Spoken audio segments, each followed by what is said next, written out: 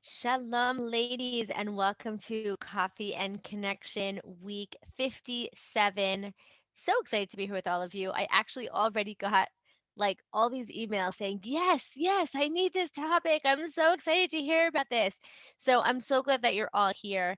And whether you're coming on live, kol hakavod, or you're listening to the recording, it is such an important topic because this really is this question of how can I be more in control of my reactions is really the question of how can I stay in line with who I want to be? How can I be answering and, like being in line with my neshama, like my human brain, right? My soul, the person I want to be, the woman I yearn to be, the woman I am, as opposed to getting into my reactions and my triggers and all my more animalistic side that's just reacting and responding.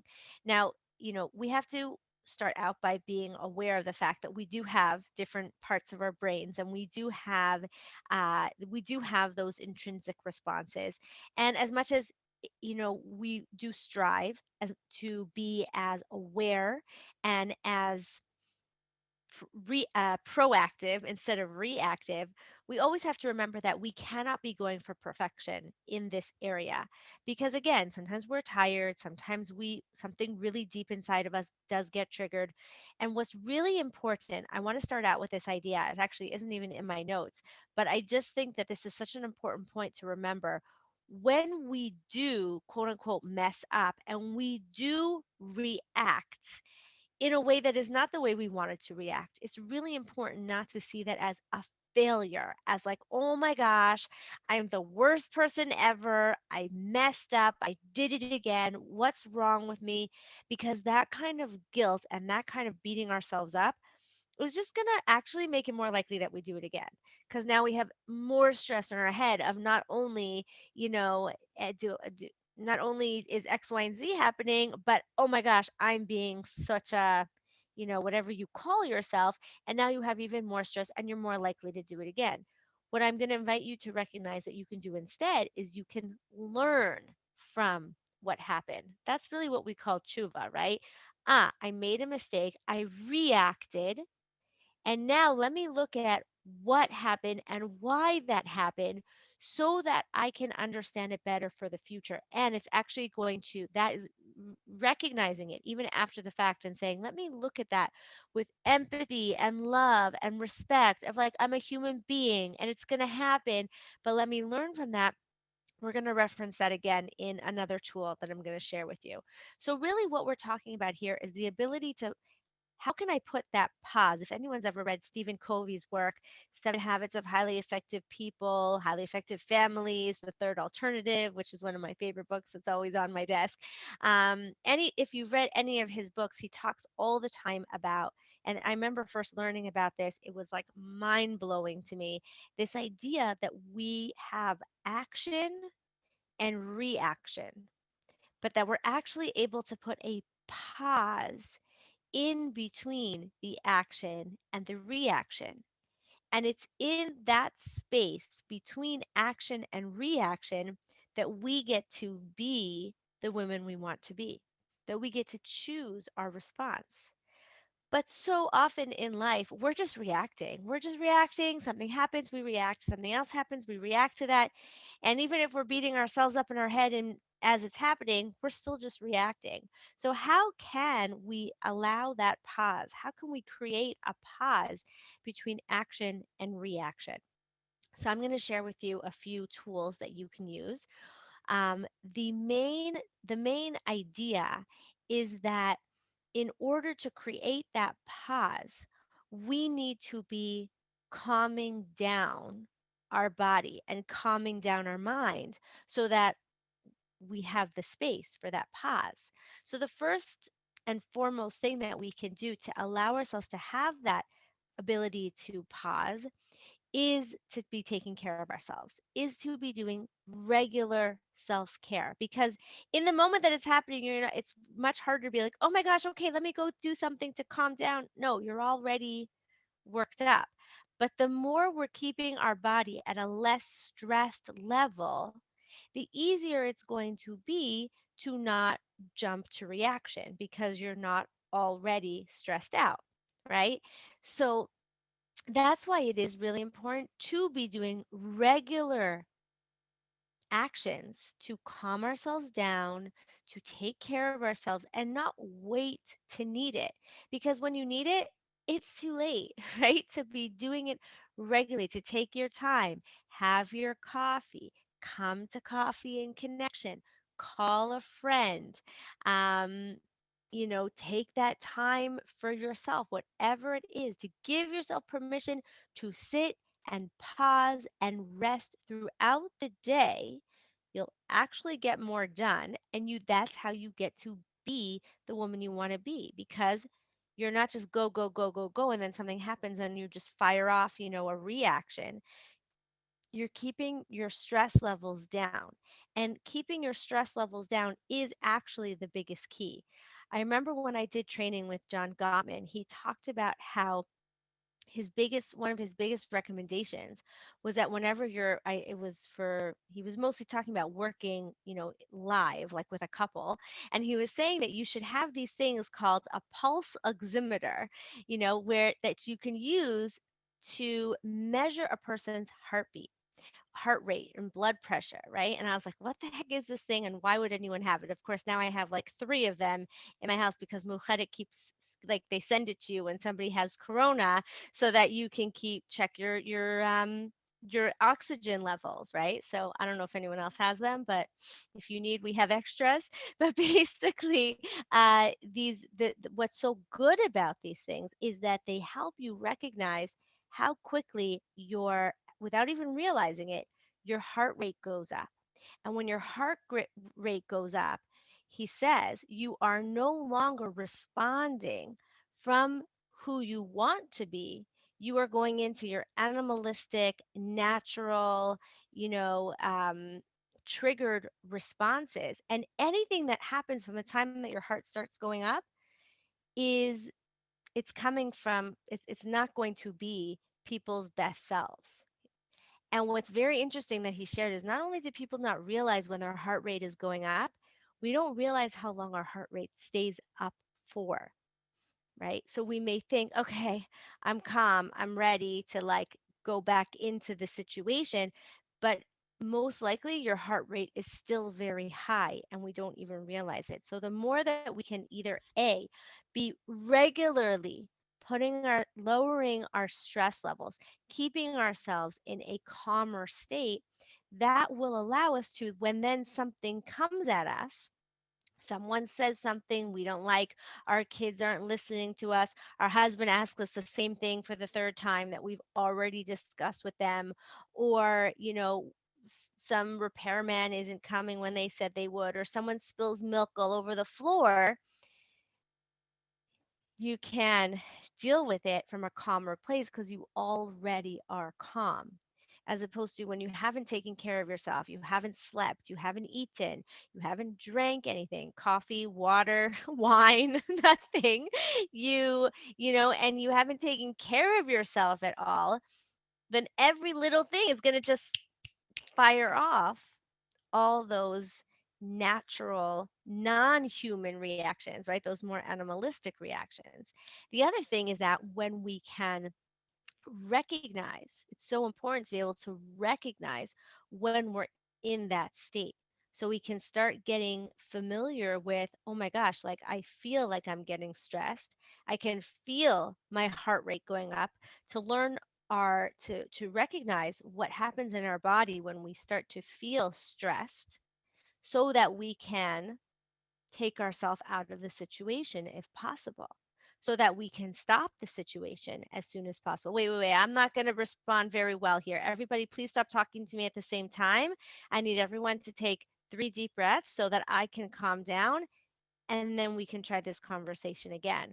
Or I feel myself getting all stressed out. I'm going to go to the bathroom for a moment. Or, oh my gosh, the milk's all over the floor. I feel my heart rate rising. I can tell that I have that blood rush in my head, or I can feel my heart pounding, or I can feel my brain going, why do I always have to clean up everyone's mess? Or whatever it is, you start to notice your stress signals. Like you start to notice what for you creates those kind of feelings. Remember, we were talking about seeing for yourself when not okay, even like, okay, I lost it. What happened right before I lost it? Let me become aware of my signs, my signals that I'm going into a stress state so that then when I start to feel it coming on, I can make efforts to lower it. I can take myself out of the situation. I can take 3 deep breaths. I can say, I'm going to the bathroom. I'll be back in 2 minutes. Like whatever it is that we need to do to calm ourselves down. And that is all really important. It's really important to be able to recognize when we when we are going into that state, and even when we've gone into it, to feel it so that we can start to recognize it next time.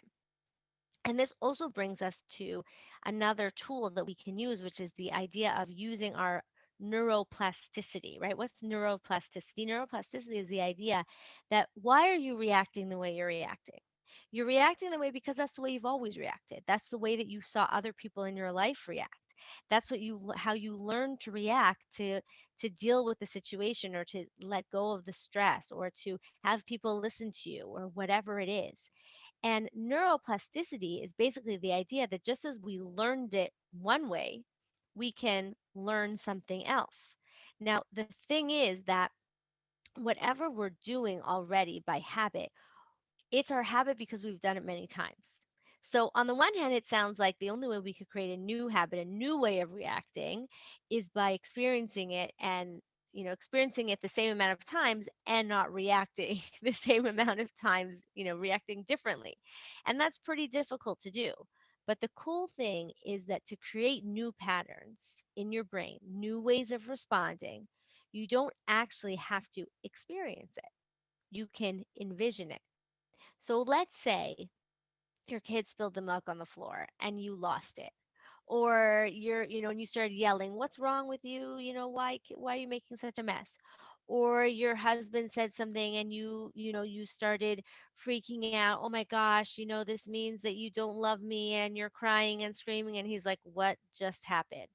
Or your kid didn't listen to you and you started yelling or crying or whatever it is. As soon as you notice that that happened, you can actually envision how you would have wanted to respond, even if you see it afterwards, right? So, again, this is why it's so important to not guilt ourselves when we don't react the way we want, but actually to use it as a tool for growth, right?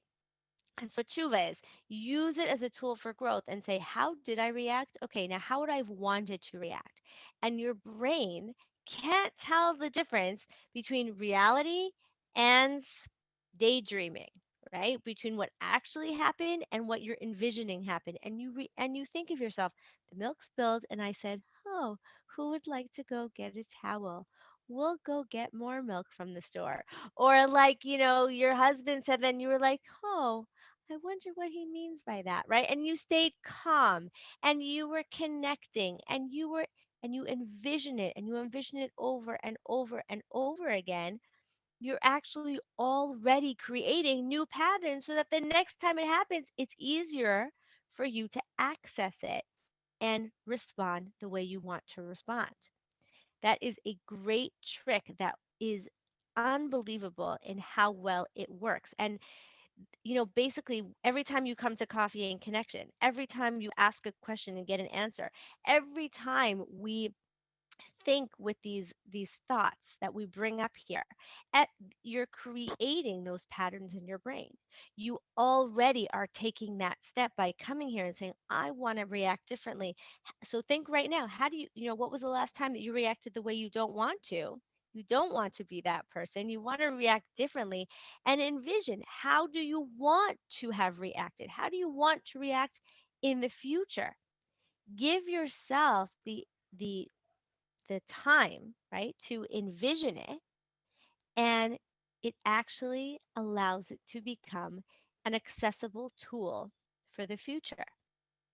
So, let's go over those three so far. We talked about taking care of yourself so that your stress levels are already in a better place, and and see how they all play off of each other. It's much easier to be in a more relaxed, less sensitive, less reactive, less anxious place, so that you don't get so flustered, so frustrated when the action happens that's causing the reaction. It allows you to create that space between action and reaction. We also talked about recognizing when you're in that state, recognizing what it feels like and what you do, so that then you can recognize it for the future, to calm yourself down, to call a timeout. And on top of that, you can recognize it, you can bring awareness to how, what you do in that moment, to then be able to ask yourself, how do I want to react, and create those new patterns. Now, with all of that, I will share that the best tool, the most effective tool in dealing with when we're being triggered, in putting a pause between action and reaction, is I'm going to share it with you. But I will just say that what's difficult about it is that if we're already triggered, it's very hard for us to go there. And so I'm going to share it with you, but it doesn't negate all the three that I shared before, because those are what's going to help you stay in a more relaxed state so that you can then use this tool that I'm going to share now. And because this tool can be extra hard to access when we're in a difficult state, that's why it's so important to use it as much as possible. Think about it, dream about it, hear me saying it to you over and over again. And that is basically being able to, when something happens, be able to see what happens or what's happening versus what am I making it mean? Because most of the time, the reaction is coming not in response to the action, it's coming in response to what I am making that action mean. Now, that may be, that my husband asked me something for the third time that I've already answered him. And so I'm making it mean that he doesn't listen to me. Why do I talk? He doesn't care about what I have to say. He just wants what he wants. He's being controlling. He's being manipulative. I can make it mean a lot of different things, right? Now, some people say, but what do you mean? What am I making it mean? He did say it three times. I didn't make it mean that he's repeating it three times. He is. Yes, but what do I make it mean that he says it three times? Right? Or to another great example of this is, let's say you take something as criticism. Let's say your husband says, why is the house such a mess? And you take that as criticism, and I could say, well, what happened versus what did you make it mean? Did he say, you're making it mean he thinks I'm a horrible wife, he doesn't value anything that I do, he thinks I waste all my time, he doesn't understand everything that I went through today. He is, instead of, did he say any of that? Or did he ask, why is the house such a mess? Maybe he's coming to give you empathy. Maybe he is really curious.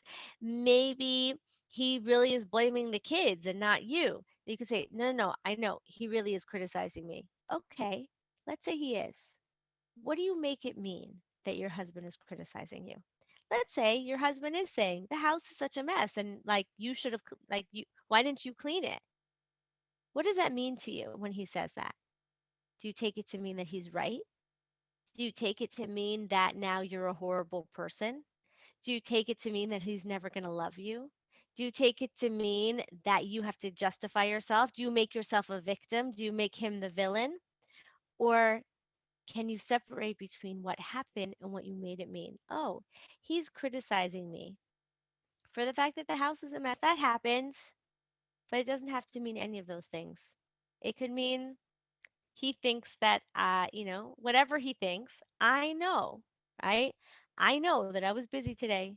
I know I cleaned it 5 minutes ago and the kids didn't decided to have a salt fight, right? That actually happened once. I actually had a cleaning lady come for like I'd never had that. The cleaning lady came, was like, "Can you clean the sofa?" And she's like, "Sure." And 5 minutes after she left, my two kids took two salt shakers and had a fight on the couch and emptied an entire thing of salt onto my beautifully clean couch. Now I could make that mean, why should I ever have a cleaning lady? They're just gonna make a mess right when she leaves, right? And maybe I kind of did internalize that message, but it also, it could have been much worse. Could have been much harder to clean it, right?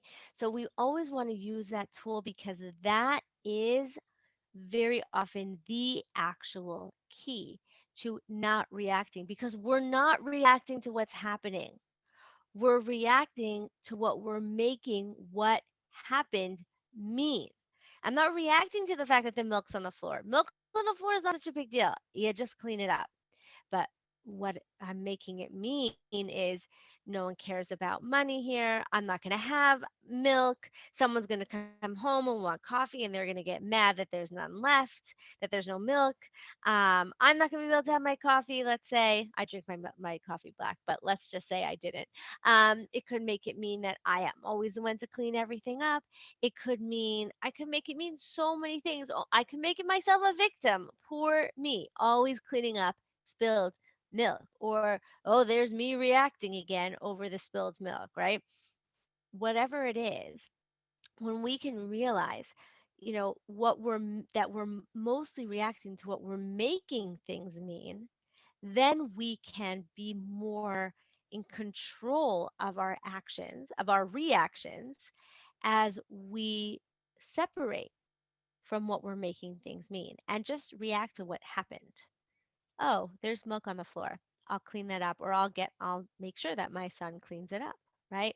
Oh, even if what happened is you criticized me, then instead of my reaction being to, what I made it mean, that now you think I'm a horrible wife, so I'm going to go all victimy, I'm going to cry, I'm going to try to defend myself. No, I'll be like, oh, you just criticized me. So then my reaction would just be, that was hurtful, and I'm just not going to say anything because I don't want to engage in that kind of conversation, right? So it doesn't have to mean that, I'm whitewashing it. I'm being real about what just happened. My son just spilled the milk on the floor. I'm going to make sure he cleans it up, right?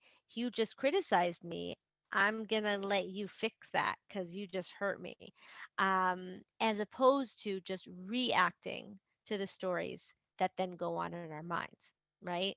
So again, I'm just going to go back to what I started with. I wish there was a magic pill that was just like, you took it and like, we could always be the women that we want to be. The truth is that this is where so much of our voda lies, right? Is not just learning the tools and figuring out who we want to be, but making sure that we're applying it and making sure that in those moments, right, in the things that most trigger us, that we can stay calm and respond from our best selves, from the place of where we want to respond.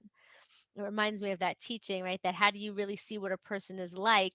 What is it like? Bikiso, Picasso, Bacoso, right? When you see how he deals with money, how he deals with anger, and how he deals when he's drunk, right? Those are like the like big triggers, right? Like you could just say like the things that stress us out or make us kind of relax.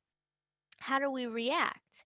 And what we're saying here is that although we're not going to get it perfect, we're going to do our best. Our best is going to be awesome. And when we mess up, we can use that. We can learn from it, not to beat ourselves up, but to reapply it to these tools to say, whoa, what did I make that mean? Oh, how do I want to react? Oh, what did that feel like? And oh, when's the last time I got my cup of coffee and listened to a coffee and connection and allowed myself some self-care and some time to relax. So I hope this was helpful. I'd love to hear from you what this has, what this opens up to you and how you're going to apply it in your lives.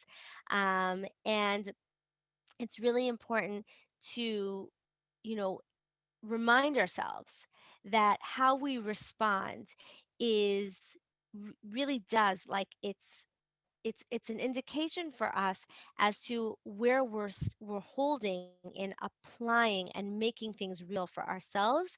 And yet the tools I just shared are what can really allow you to make sure that your reactions are in line with the amazing woman that you are, and that you're able to apply what you learn and really allow it to make a difference for you. So thank you everyone for joining me. The time just flew by. It's so great to be here with you on these cold winter nights. I can't wait to see you again next time. And until then, may we all be blessed to live, love, and be loved with all our hearts. Goodbye for now.